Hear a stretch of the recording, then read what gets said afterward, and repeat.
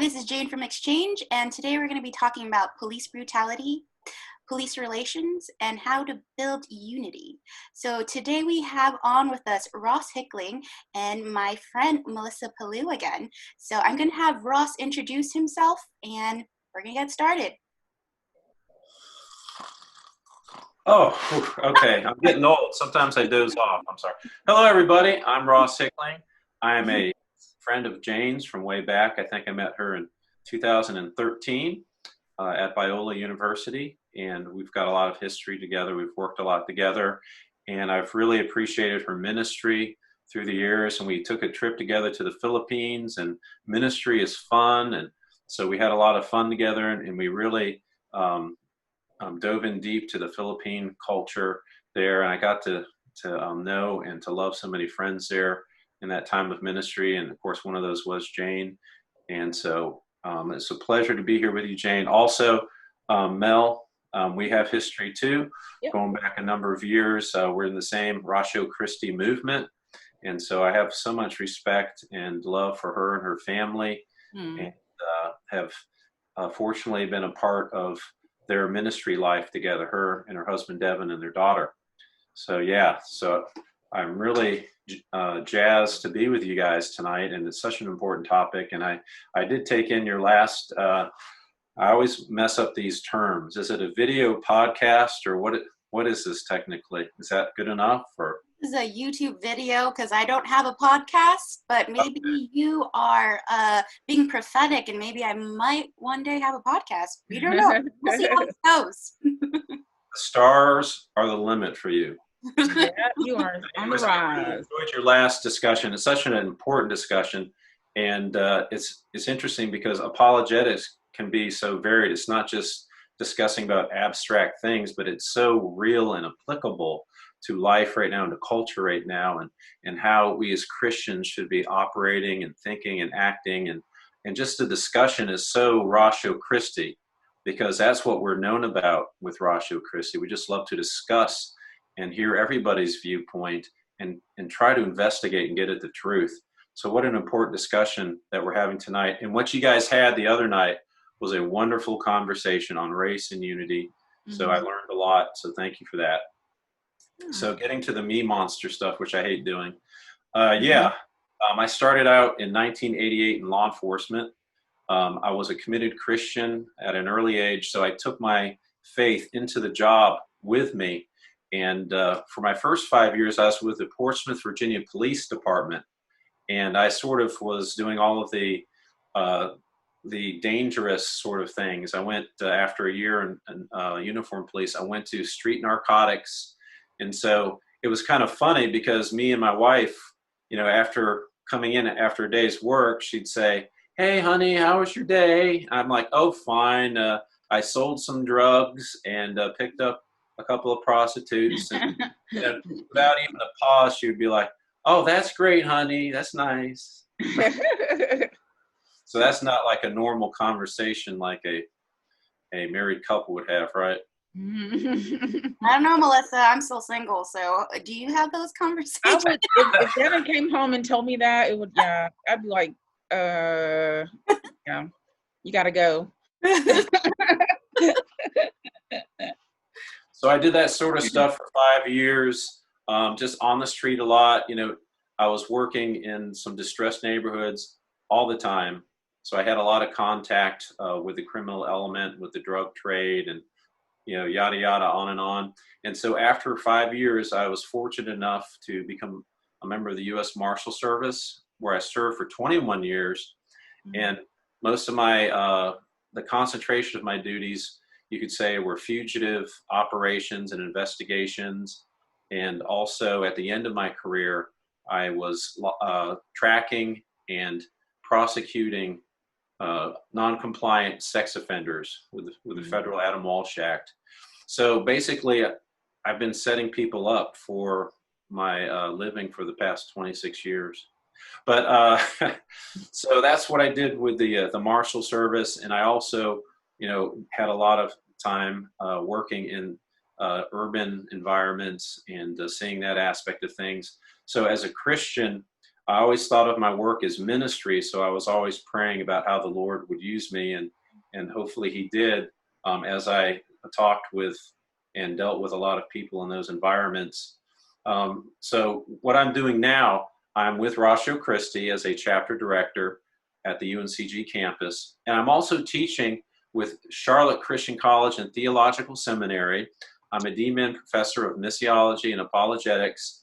So I just wanted to do a shout out to them and their wonderful program, working with Dr. Eddie Grigg and also Dr. Wesley McCarter, who's the supervisor of the DMin program. And I've taught a class on mission recently, and I'm looking forward to one that is very applicable to our current day setting. It's issues confronting urban pastors. So if you guys wanted to check out Charlotte Theological Seminary, there's a little plug for them. So that's basically what I'm doing. I also have my own little ministry, Shield Your Faith, where I apply law enforcement principles to matters of faith and culture, showing the great evidence for Jesus Christ. So that's basically it for me. I'm married for 31 years, and I'm a father of 2 adults. Great. And I have a dog, Marshall. So Ross, I have a question for you. Yes. Are there people at the seminary you teach at, do they know how to cast out demons? Because it seems like a lot of people have demons or are getting demons at the school you're teaching at. Oh, my goodness. Yes, let me. Just kidding. That is a good one. You got that.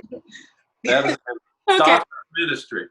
Yeah. Okay, let's get serious now. I have no Okay. idea I how we're had gonna to do have that one. a serious discussion with you two, but That degree, like, it's a bad name. Like, you're going to a seminary and you're getting a demon. There's something wrong. There's something wrong. Okay, anyhow.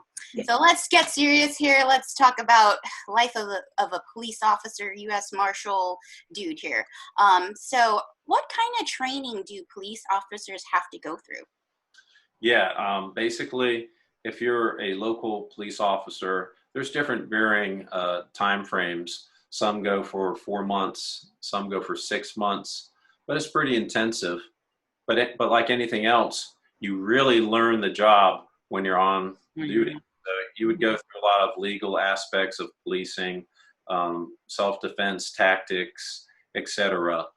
And with the federal law enforcement program, we did a 4-month program at the Federal Law Enforcement Training Center in Glencoe, Georgia. And so that was more of the same, except for it was more tailored towards what a U.S. Marshal does, as opposed to what a local policeman was. And at the very beginning of my Marshal Service career, I was still trying to take down, for a little while, I was still trying to take down drug dealers when I'm driving through areas, and I got a hand slap. It's like, hey, you don't do that anymore. I'm like, oh, okay. mm-hmm. You just got stuck in that mode. So, is there anything about the training or the way police officers do work? Is there something that you would want to be stricter in their training, or anything that you'd want changed in their training?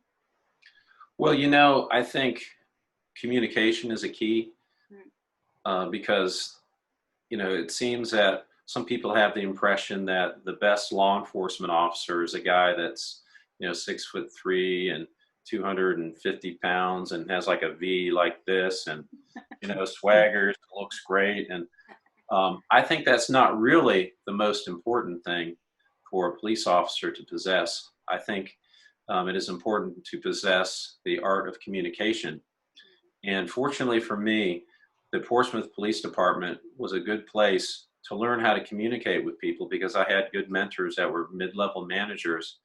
They were all about communicating, all about talking to people, trying to manage situations by talking with somebody, even with humor, making people laugh, and then you listen to them, and then they might make you laugh, being an authentic person, as opposed to this abstract concept of a police robot. I mean, I remember one time getting pulled up, I'm telling on myself, when I was earlier, and the trooper that came up to the door to me, had the hat on and had the glasses on, and he almost walked like a robot and talked like a robot. I'm like, this guy is intimidating me. So I think, in retrospect, I think that's one thing that we could do better as a police profession is to learn how to communicate and really learn how to establish relationships with people, even in the most high crime areas, because that is really the key to policing. It'll not only help you, but you'll also be a benefit to the community personally. I think another thing, looking back at it, I think we should do something with chokeholds. That is something that I never used. There was maybe a little bit of cursory training on it, but I never employed that in my career because I was concerned because I am not an expert in chokeholds. I think a person who might be an expert is somebody who practices jujitsu or ground fighting, grappling. Those guys do it a lot and they're expert at it.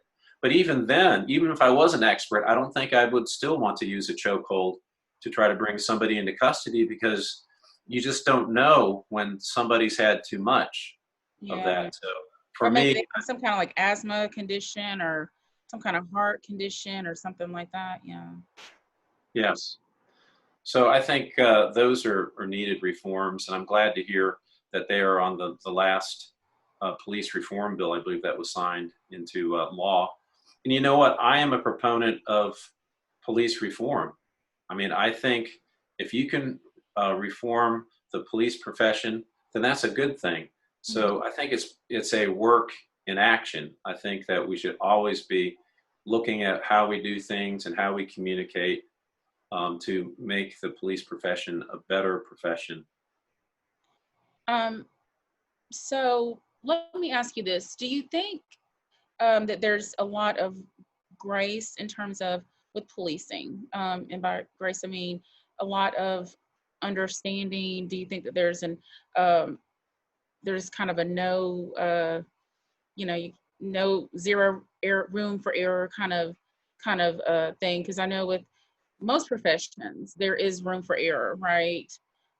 With policing, it seems like they're not giving that room for error. And I know that the stakes can be really high,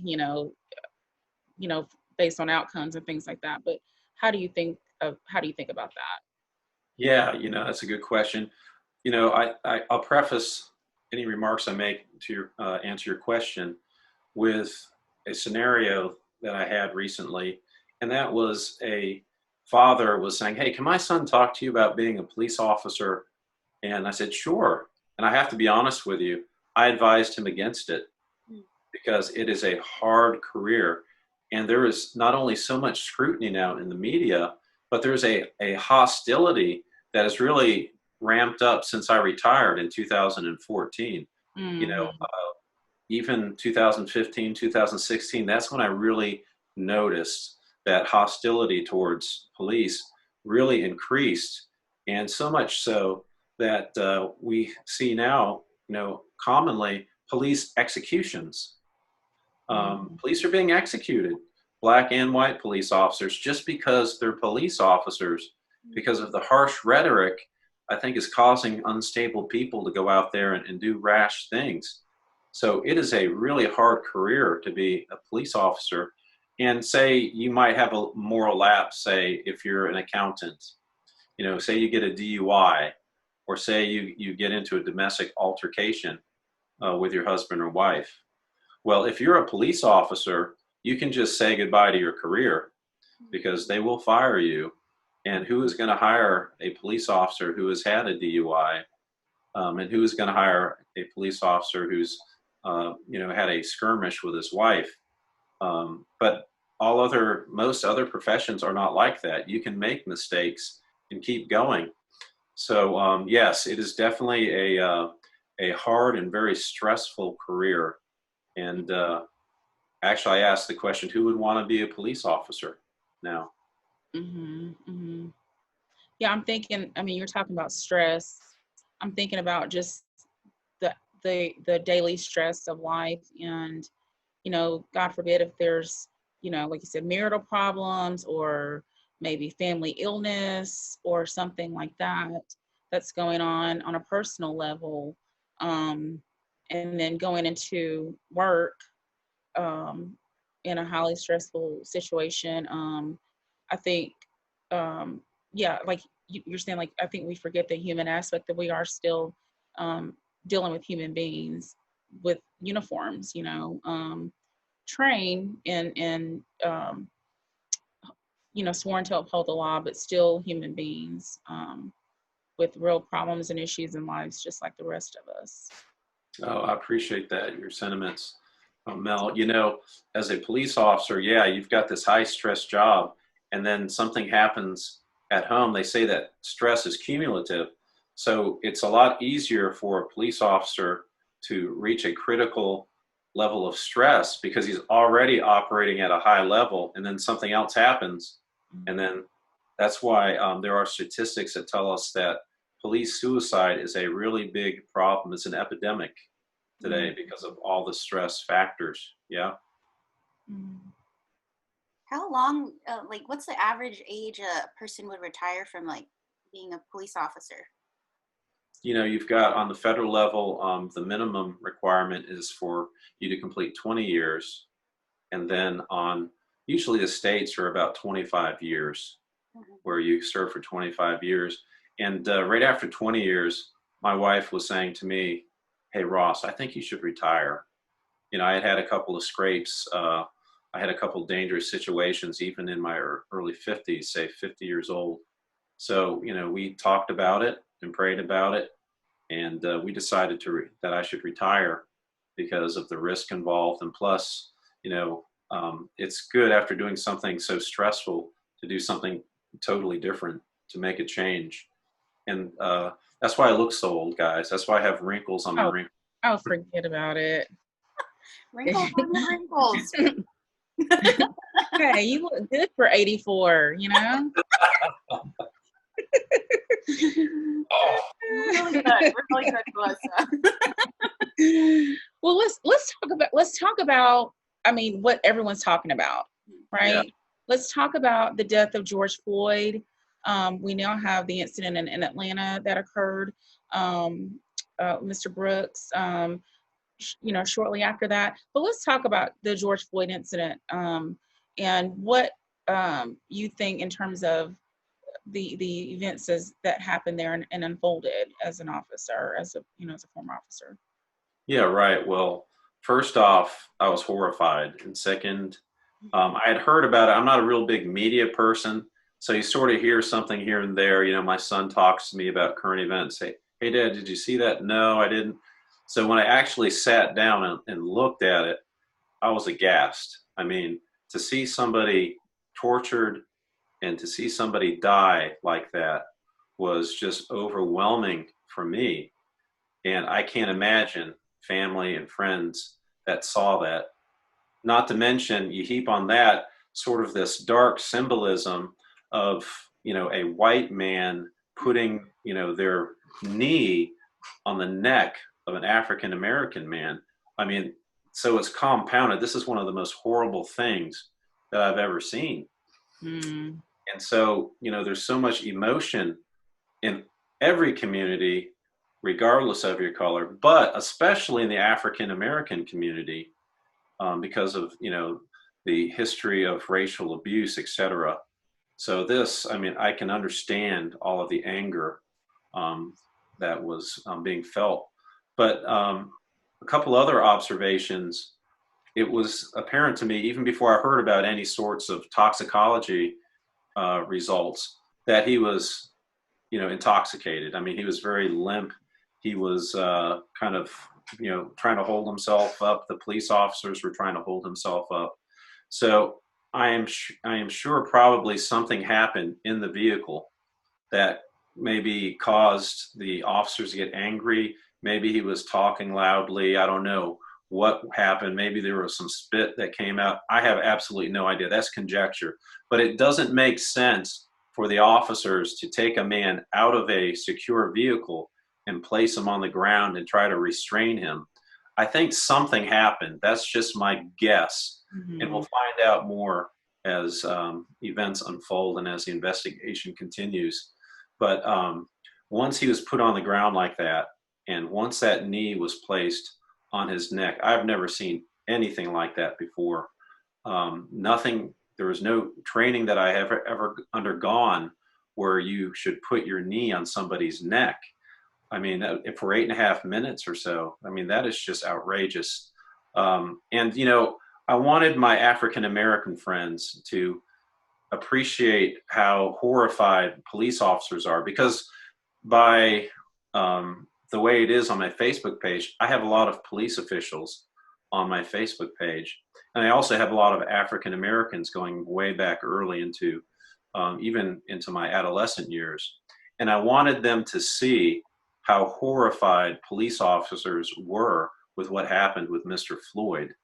And so I did a informal survey, and what I found and what I expected to find was that all of the retired officers and agents that took part either with emojis or with responses, they were all equally horrified with the exception of one person.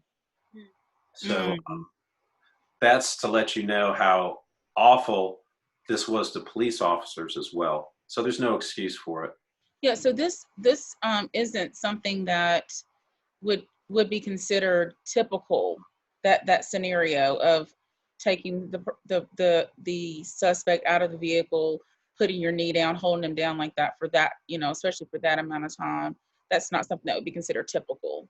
Oh, not at all. Matter of fact, you try to get the guy in handcuffs in your car, All right. because you want him to be more secure so he won't try to escape, or so that others might try to spring him from custody. So yeah, that was unusual that he came out of the car. So that's why I think something happened in the car that upset the police officers. But of course, nothing that he would do would ever merit what he went through. That was just something that police officers shouldn't do. Matter of fact, the Eighth Amendment of our Constitution protects against cruel and unusual punishment. You're not supposed to, as a police officer, punish anybody. And it was wanton, it was unnecessary, and those are the criteria. Even our Eighth Amendment protects citizens from this sort of treatment. So I've never seen anything like this. So, you know, with everything that's going on in social media, some have accused the U.S. police community with systematic corruption and racism. What do you think about that? Well, I think that's unfortunate. There are some statistics out there that are easily accessible on the internet that say that there's almost 700,000 police officers that work, or agents, correction officers in the United States. You have 18,000 different jurisdictions. That's a lot of jurisdictions, a lot of police officers. In 2018, the FBI said that there are over 10 million arrests made by U.S. police officers. So you have a handful, and granted, a handful of these sorts of incidents are too many, but I think it shows that really police are doing a pretty good job. And again, Mel was asking me about, you know, the hardships of being a police officer. Unfortunately, when a police officer makes a mistake, it could be that a life is taken. And so it's, you know, that's very stressful. So I think those are unfair accusations. I think that police officers, by and large, do a really good job. I do think that there are people that should not be police officers for different reasons. Maybe they don't have good decision-making capabilities. Maybe they're not a good communicator, which can really get a police officer in trouble quickly. Or maybe they might have an authority complex.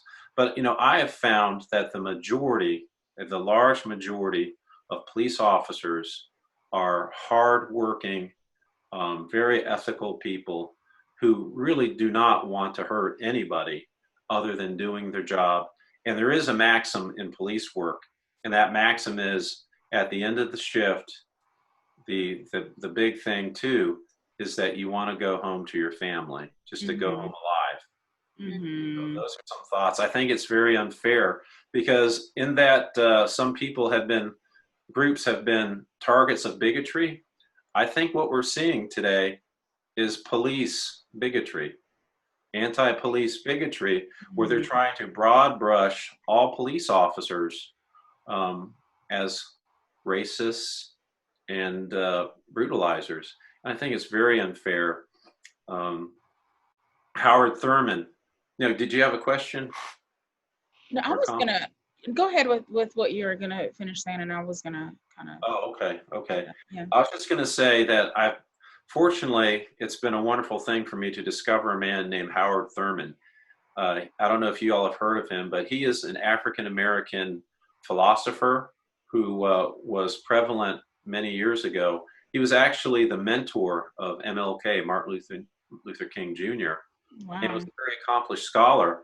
And just to listen to him talk about his past and his grandmother and his road to obscurity and oppression under the years after slavery to his great success. It's very fascinating. But he did say something, and he was directing it towards the white animus, towards the African American community.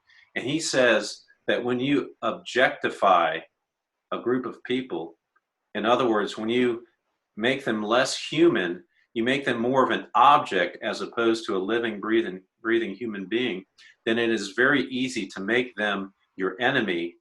And then when you make them your enemy, they're not really a person, so it justifies any sorts of inhumane actions Mm-hmm. or towards this group. And of course, back in the day, he was speaking about the abuse that the African Americans were undergoing. But I think we have that today, as a matter of fact, because it seems like, in large measure, the media and parts of the African American community are objectifying police officers. Mm-hmm. They're no longer human beings. They're no longer flesh and blood persons. They're treating them as if they're some sort of terrible robot plague to be stamped out. Mm. Do you okay? So gonna kind of go here. um, this idea that this goes along with what you're saying. When you're looking at the number of total officers versus these incidences that are tragically happen, that shouldn't happen but have happened, but overall looking at the statistics and that, I mean, in your experiences in the different levels of law enforcement that you've worked in, different departments that you've worked, do you run across people? I know you said there are people that may not be cut out to be officers in terms of maybe their judgment, lack of judgment, poor communication skills, things like that. um, have you run across this mindset of people, or officers, excuse me, that are just there on the job, who just want to hunt down Black people and shoot them dead? Like, I mean, I know that sounds like a silly question, but it's something that is being said in the rhetoric, is that these officers that they just want to kill Black men, or Black people in general. I'm just wondering, just from your experiences, have you run across that mentality? I think that's a good question to answer. And you know what? I have run across racists, not racists, because let me rephrase, I have run across racial bigots. Because I did listen to your discussion last night about racism, what it is. So good job.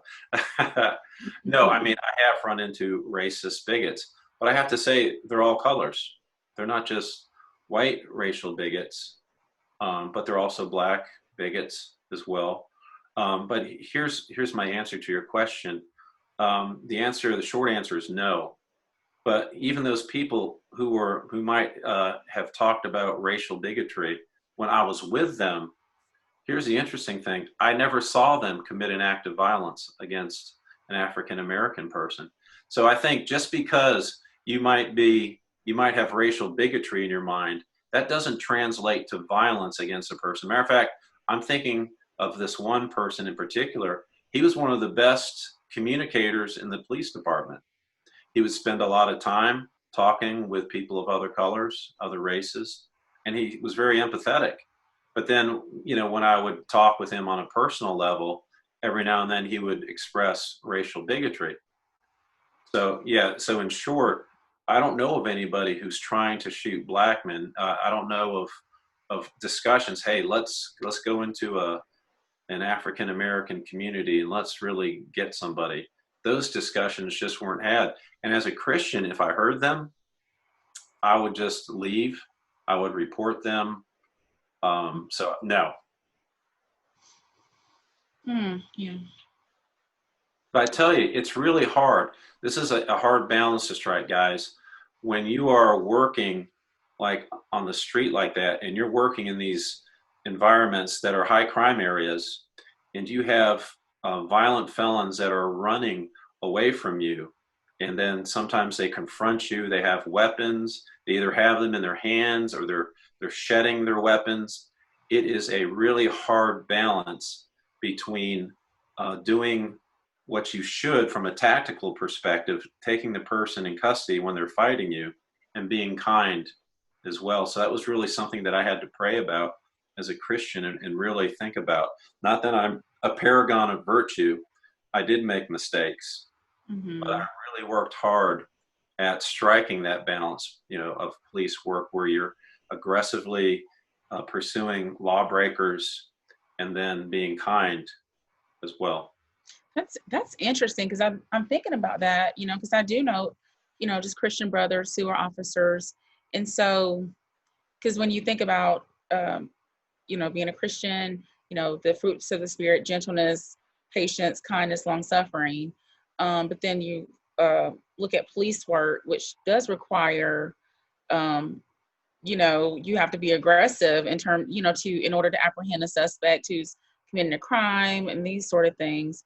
Have you found that people assume that there's this contradiction in terms of these two, the profession and your Christianity and your beliefs as a Christian? It's a very good question. It's that you ask, because I was going after a year on the street as a uniformed police officer. I'm like, hey, I'm a Christian, but you know what? I think I could really be a good narc. And then when I went to apply for the narc position, all the people are like, why are you applying to be a narc? A Christian as a narc? That just doesn't make sense. I'm like, well, no, exactly. That's why I am applying to be a narc, because Christians should be in every facet of every profession, because we are the salt and the light when we're working there. I was in South Africa a couple of years ago, and I had an opportunity to talk with some gap year students, and they were telling me about the problem of corruption in the South African police force. And I said, well, guys, if you think that there is a problem with the South African police force with corruption, then you all need to start applying to be a South African police officer, so you can go and you can represent Christ there, and you can make a difference. You can be a light wherever that corruption is. So that's what I would say, even though I'm kind of contradicting myself, because I'm saying, well, it's got to be a calling. I'm not sure about being a police officer, but if you feel strongly and you're a Christian, by gosh, a police department is a great place for you to be. Wow. Yeah, I'm thinking about, like you're saying, being kind to someone who has, it's the epitome of like the picture of Jesus, right? The suffering Savior, when he talks about doing to others as you have been doing to you, even though you may have just had to run someone down, or they may be fighting you, and still, apprehending them, but still recognizing that they're a human being and trying to still do your job to get them transported to where they need to go for the next steps or whatever. But like withholding like the urge to just like plummet the person, that would definitely take the fruit of the Spirit for me. Yeah. It was definitely a struggle, because a lot of times what you would have is you would have somebody who was like endangering the public, driving the wrong way down the street, smashing into cars, endangering you, and just doing untold damage to people, just trying to get away. And then when you get up to them, it is a problem, because, I am a flesh and blood person. And so you do get angry. But the thing is being a Christian, it's not something that we can do. It's not easy. We need the help of God to be a Christian, because in our own strength, we can't do it. So that's where I think that prayer it says pray without ceasing. That's why I think it's so important for police officers not only to be Christians, but to pray about these difficult situations and to really be thoughtful about them. But Mel, I can't tell you, and Jane too, I can't tell you about all the wonderful conversations that I had once somebody was in handcuffs in the back of my cruiser. Mm-hmm. And I would just really talk to them, you know, from brother to brother. And there were a lot of heartfelt discussions and, hey, maybe some things need to change. Or if it was a young drug dealer, I said, hey, those guys really don't love you out there that you're working with. And you need to just concentrate on your family and getting out of this environment and doing things, constructive things. So a lot of wonderful conversations and even prayers were had in the back of my cruiser. Yeah. Wow. So has that been your favorite part of the job, being able to just have conversations with people you've apprehended? It sounds kind of interesting because I don't think people really think about the conversations that police officers have with like the criminals that they've just like apprehended. So Yeah. Well, you know, sometimes you couldn't have those discussions because the defendant or the suspect wouldn't get out of that angry I hate you personality. So I remember one time some guy was cursing us, and this was around the time when what was the guy with the mullet, the white country singer? I'm trying to remember his name, but he had the hit "Achy Breaky Heart." Billy Ray Cyrus. really, Yeah, there you're at. There you go. Billy Ray Cyrus, right? So this guy was cursing us up and down and just abusing us. And then that song came on. So we turned the volume up and we started singing, "Don't You Tell My Heart, My Breaking Heart." I'm sorry, that was a stupid story. But I did like talking with a lot of the younger guys, especially the ones that I thought were being used and abused, because a lot of them were so very bright. A lot of them had wonderful personalities, and they would joke me and I would joke them. I knew their names and they knew mine. And so we had relationship developed, and then it would hurt me when one of them would go down, when I either had to arrest one of them or when someone else had to arrest one of them. But yeah, and that's when I really got to know what was really the problem, what was really driving things in these distressed communities.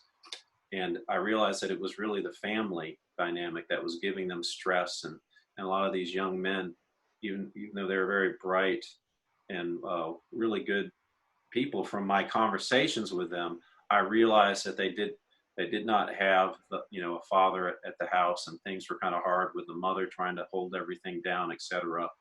So that's when my heart really went out to them. Mm-hmm. So what are things that police officers do with their community to build better relationships with them? Yeah, I think a lot of it is talking with them. A lot of it is not just going on the prowl to arrest street narcotics dealers. I think a lot of it is basically showing the personhood of yourself as a person, getting to know people. One time we had a traffic checkpoint in, say, probably the hottest heroin dealing area in the whole area of that part of Virginia. So we set up a traffic checkpoint to catch people coming to purchase drugs, and we would just ask for the driver's license. And of course, most of them were suspended and had warrants or blah, blah, blah, you name it. But what we did is we set up a couple of beach chairs, for the guys in the unit. And then we got like a cooler full of drinks, and we got some snacks. We had a boom box out there, started playing music. We had a football, and we started throwing the football around.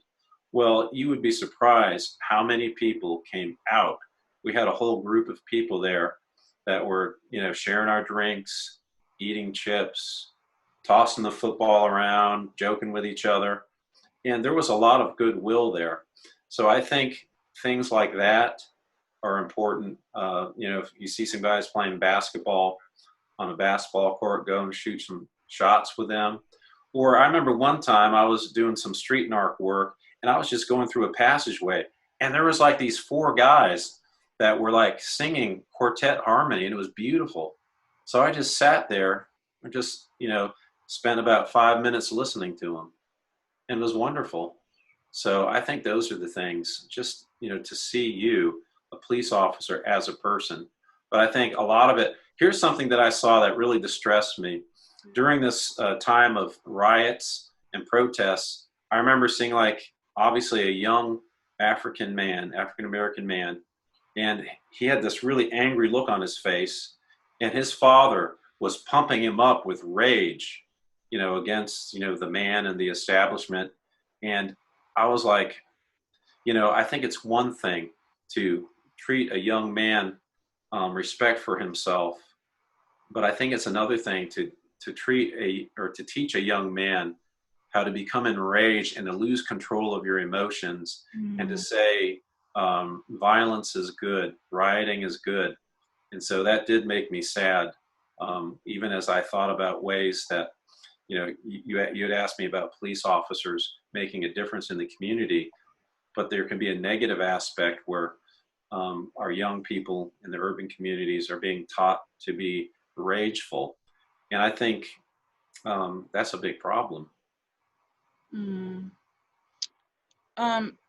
As far as the community, because I think, as we're talking about with the police relations with the community, what about the communities themselves and like this relationship? Like, what role does the community play in this in terms of making this work? Making a good working relationship where police officers respect the community, do their jobs, respect people in the process. The community respects the police officer. Like, how does that work? Or, I've thought about it a lot, and it seems a lot of times that the only time you hear from the community is when an officer does something really bad.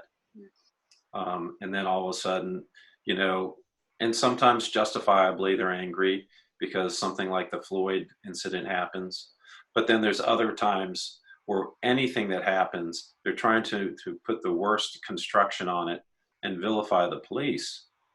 But what you don't hear from the community oftentimes is, hey, you did a really good job. I really appreciate what you're doing, making a difference in my community. Or, hey, can I buy your lunch? I really appreciate you. Hey, I'm praying for you.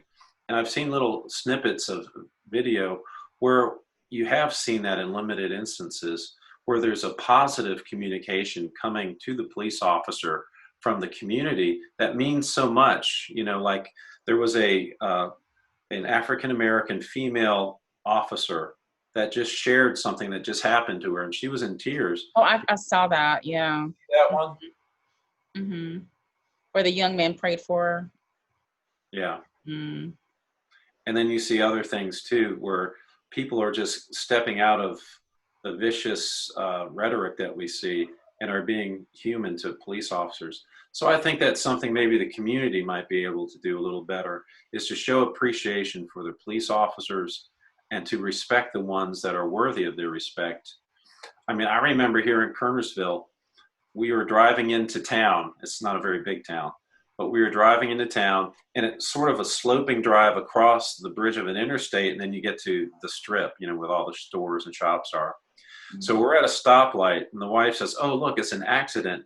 So we're looking at it closer. It's like, wait a minute, that's not an accident. That is a person who's getting ready to jump off the bridge into the traffic of the interstate. And we just happened by coincidence to have like a full shot of what was going on at the stoplight. And so we saw it come to an end, but the railing only came up to say maybe mid-thigh level.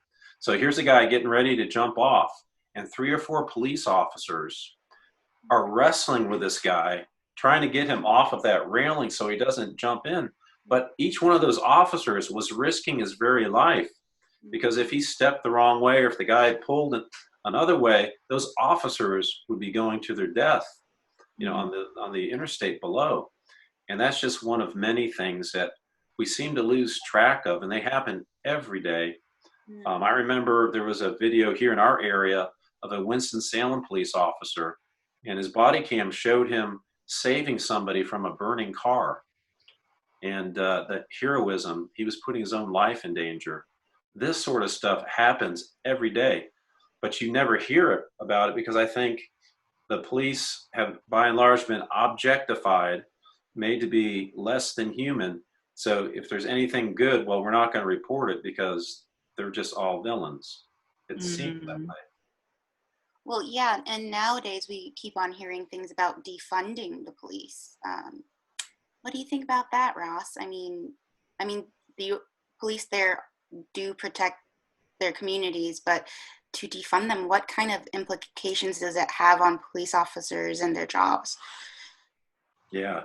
Um, wow. I was just amazed when I heard about that defunding the police department. And I am concerned as a citizen because if you defund the police department, then um, who's going to respond to anything that happens? Who's going to go and take care of that person that might be running around with a gun that's crazy? Who is going to protect all of the um, men and women who are undergoing some sort of domestic abuse?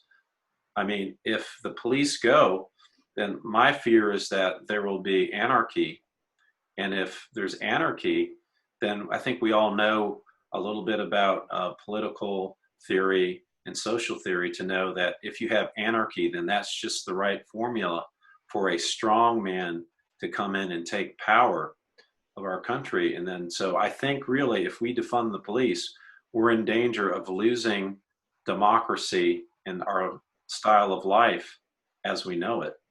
And there's also another uh, emphasis to actually empty our jails.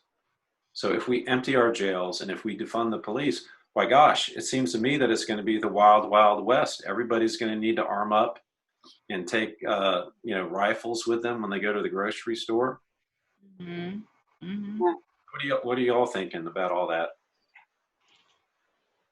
Yeah, I mean, yeah, with the small child, I mean, I don't want to even think about that. That there's that we would be on our own. It would be a very scary situation.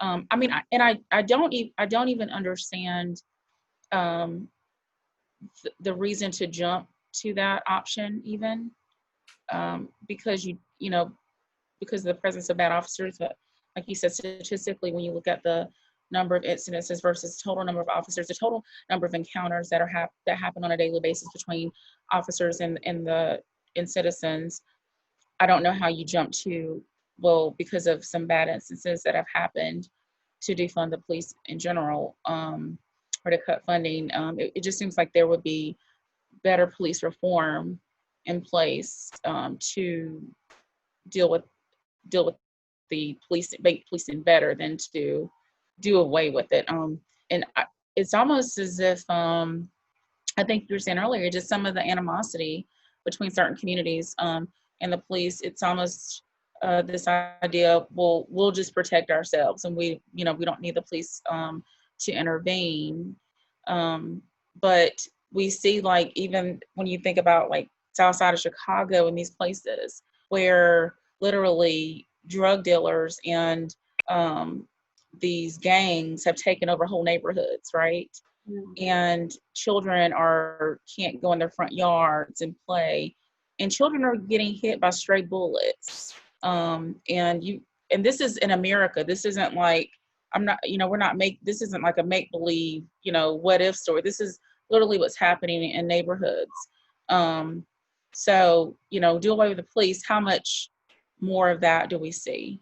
How safe are we to leave our houses if we can't dial 911? And yeah. Yeah, sure. So I'm a proponent of reform. I think we can all Absolutely. job as police officers, and I appreciate any emphasis. And you know what? I actually think there should be more scrutiny in a good way of the police department. In other words, community uh, committees, police committees to monitor the police. How are they doing?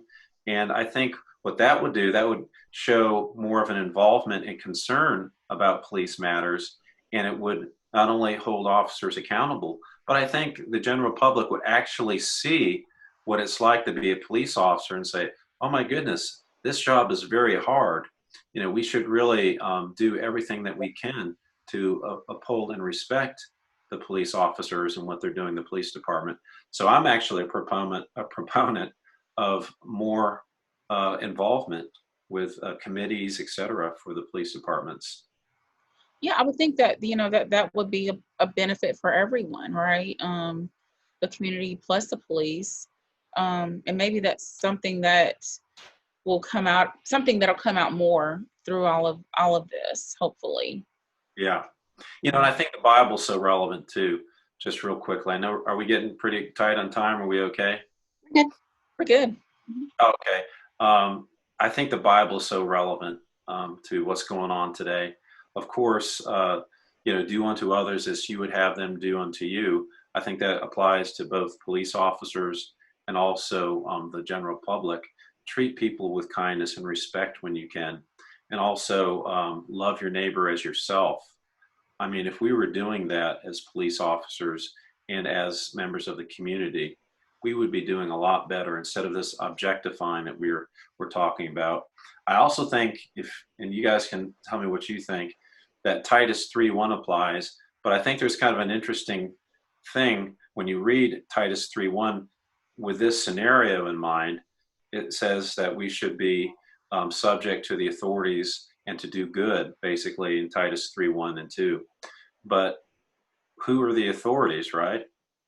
Mm-hmm, So I think it's sort of a symbiosis. It shows in this context that, yes, the people should be respectful to the police, but I think the authority is the people, right? Mm-hmm. So the police are to be governed by the people and their representatives. So I think it speaks to the community being more actively involved policing the police. So in other words, if there was corruption in the government, there are political ways that you could get at that corruption instead of, an unhealthy form of trying to seek vengeance either by vigilantism or rioting. It's going and making your voice heard. If the chief of police is corrupt, by gosh, let's get him fired. And the community rising up, or if they won't fire the police chief, by gosh, the city manager's got to go because he's sheltering a corrupt person. So in other words, I'm saying that the Bible is so relevant to this today, and we should really pay attention to it even as we work through these issues. Yeah, so there's ways that we can be involved that do not involve, if I'm getting what you're saying, do not involve retaliation or violence or property damage, and because my fear with the rioting and things like this is that people getting hurt, innocent people, who may, it could be accident or something. Like, it's just because the environment is so hostile, and tempers are at an all-time high, that you just it's a safety issue for me, for all involved, even the rioters, and then obviously, and the police officers as well, who are there patrolling.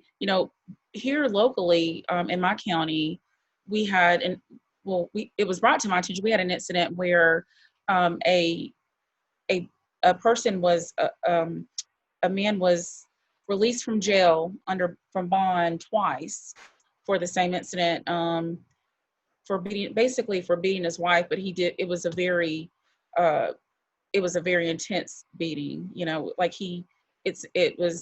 it was horrible what he did to her, and had threatened her life and things like that. And anyway, this judge ended up giving him bond, and he had told her that he'd kill her. And this judge gave him bond, and he got out, went right to the house, was picked up again, rearrested, and another judge shortly later released him again on bond. He goes to the house, kills his wife, kills their 5-year-old son, kills himself. And so through researching this situation, I found that this particular judge who let him go the second time, I mean, after the first time, obviously, it doesn't make any sense to let him go the second time. But this judge has been known to be extremely lenient that criminals will, those who were, or excuse me, I won't say those who are, they're not convicted yet, obviously, but those who are arrested, who are awaiting trial, will try to postpone their court appearance until when this judge is sitting on the bench, to know their schedules and things like that, because they know about his leniency. And so anyway, I've been working and doing some things locally to see what we can do to get the circuit judge off of the bench in our county, because I don't feel like he's protecting us, the people, by letting people out, that shouldn't be out. But anyway, so that was something that I had to research, though, to find. I had to find out, like, how are our circuit judges even appointed? Because we don't vote, they're appointed. And then who do I contact from there? And and things like that I can do. So I think that's part of being a responsible citizen, is that you find out what's going on in your community, in your backyard. You find out who's in charge, who's making the decisions, and then, hold these people accountable, so anyway, that was just kind of a side note, but I learned a lot through that process, about how these things work, and just some proper channels to go through to be heard. And thankfully I am being heard. So. Oh, good. So you're still in the process? I'm still in the process of working, of putting some petitions together and things like that, because, God forbid, something else similar happens, it's so tragic, I think that's a great example of a good way to be active in the community. If you were just mad about it and you went and started throwing bricks through, what would that do? of the court building employees, he'd still be sitting on the bench. It wouldn't make a difference. And then I'd be in jail. So yeah. Mostly behind bars. I would not survive, you guys. Oh man, I eat too much for that. So yeah. Crack up the canteen. Yeah. All right, Ross. Well, can you give us something hopeful to help unify the church, and just something to encourage us? It's just been such a difficult time in our country, just seeing what's going on and just people hating each other and the anger on social media. Is there something you could leave us with that could encourage us? Jane, thinking about all this, it is overwhelming, because I find myself, because I do care about my community and I do care about police officers and everyone involved. I don't know if you guys are the same way. I'll just sit in my chair and I'm just staring off into the distance, just thinking about all these things. I'm losing sleep over it, because, I care so much about what's going on. And, but I think individually, really one of the most important things is for all of us, what can we do as individuals? Of course, pray. Got to do that. That's at the foundation of everything. But it's to make friends of somebody who is not your own ethnicity. I think that is really, really important. And fortunately for me, all of my neighbors, front, back, side, they're all African American. So I remember this was an encouragement to me. So I went out on the back deck one day, and there was Danny. And so Danny, he's a Christian, a believer. And so we started talking about it, and he started talking about that the answer was the gospel. And I just started singing that song, "What the world needs now is love, sweet love." So, and he's like, "Yes, sir." And then my other neighbor, I'm like, "Hey, the world's on fire." He goes, yeah, we can't do much about it. And so, we're talking about it. We're having fellowship. So I think that's what we need to do. We need to, yes, we do need to dialogue, but I think even the most important, or the more important thing, is that we have fellowship and really love each other in an authentic way. And as churches, I think it's the church's responsibility to fellowship, like say an Anglo-white church predominantly. We should look to have fellowship with African American churches and Hispanic churches, Asian churches. We really need to do this, because if we can know each other as brothers and sisters and really have this sincere fellowship, when something like this happens, then we can be something, we can be the salt and the light to say, hey, wait a minute, and be a strong influence for the good in the community. I mean, I have a vision. This is a vision of what I see of what could happen. I could see when something like this happens again, I could see brothers and sisters of all different colors ringing around and saying a major intersection where there's trouble and just loving on each other and just praying for what's going on. I think that would be a wonderful influence and something that the church could really do right now is just to love each other. Yeah, I think we could really take advantage of this opportunity to, point people to Christ in the midst of all the chaos that is coming in, and all of the chaos that's coming into us through the media and everything that's just coming at us on a daily basis. I think it's a great opportunity to point people to Jesus and to see souls come to Christ, through this. I'm just thinking, of us three here, having this conversation, working together in ministry. Jane, Filipino background, myself, here in the South, being, Black, and, Ross being a former cop, former white cop, in his 80s, and white cop. He's still white, I think. For white cop. Oh yeah, you're still white though.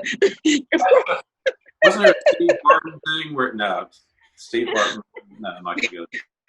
That is so funny. But I'm just thinking about how we might still have like genuine fellowship relationship, and it's just it's authentic. It's like we're not faking anything. I remember when we were kind of talking a little earlier about when I had about my illness, when I have this rare neuroimmune disease, and it just came on very suddenly in 2015, at the end of 2015. And I was in the hospital for a while, and they were trying to figure out what to do. I was in so much pain, hardly able to walk or anything. And I remember Ross Hickling walking into my hospital room. He drove down all the way from Kernersville to Charlotte to see me and to bring flowers. And that just meant so much to me, So I think, just like you said, just authentic relationships of people loving each other. That is what's going to change things more than anything. More than not saying that we don't work on reform and legislation and things like that. Obviously, we do. To make society better. But just that those genuine relationships are just so key to the whole thing. And seeing people, like you're saying, seeing people as people and not, not just as an officer or as this or as that, but just like a person made in the image of God. That's why just the biblical worldview is so it permeates every area of our lives. So yeah, Loving one another is at the core of what we are as Christians. Absolutely. Yeah, and having these conversations is loving one another because, you have a unique perspective. Like, I don't know if people are really going out there asking cops what their experiences are, and is it really what we see on TV? Because like the TV has lots of interesting things on there, and I can't really watch the news right now.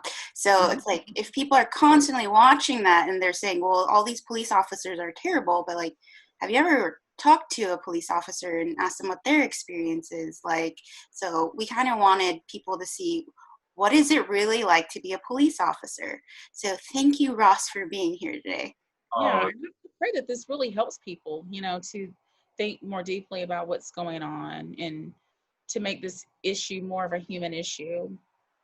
Well, you guys are the bomb, and I really appreciate what you're doing. Thanks for having me on. I appreciate you both, and look forward to seeing you in person soon. Yeah, for sure. Once this COVID thing's over. Yeah. That's a whole nother thing, but yeah, for now, everything's on Zoom. Yep. Do what we do. All right. Well, thank you everybody for watching, and I hope you learned something new today.